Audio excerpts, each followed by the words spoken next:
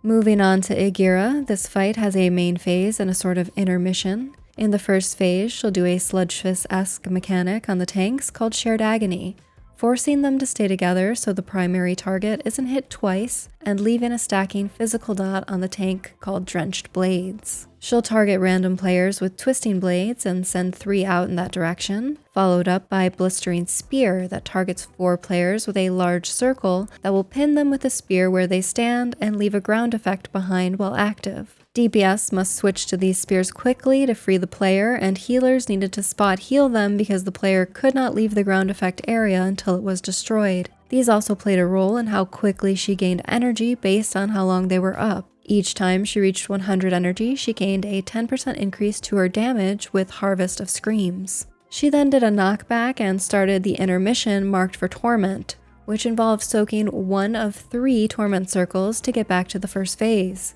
Each time you soak, a new mechanic is introduced into the fight. The circle to the right of her applied a healing absorb to the entire raid that needed to be healed off. Anytime someone's shield was topped up, they would then explode with orbs. If a shield was not healed off in time, the raid took lethal damage. The circle in front of her gave her a leap similar to Rashok's, where she'd target a random player and jump to their location, and then jump back to her original location. This one seemed like it was missing some of its mechanics and was very easy. The left circle added a soak mechanic that split the damage between everyone in it and applied a 9-second stun that could be dispelled off. However, anyone outside the soak gained a 40-second ticking dot. I'll drop some of the footage of that towards the end of the video because it's not seen in this kill. The order of soaking is up to the raid, and once a circle is soaked, its associated mechanic didn't repeat, but that could change come live. That sums up this PTR test. Check the description for a link to the official blue post schedule for raid testing, and feel free to share your thoughts in the comments. Okay, bye!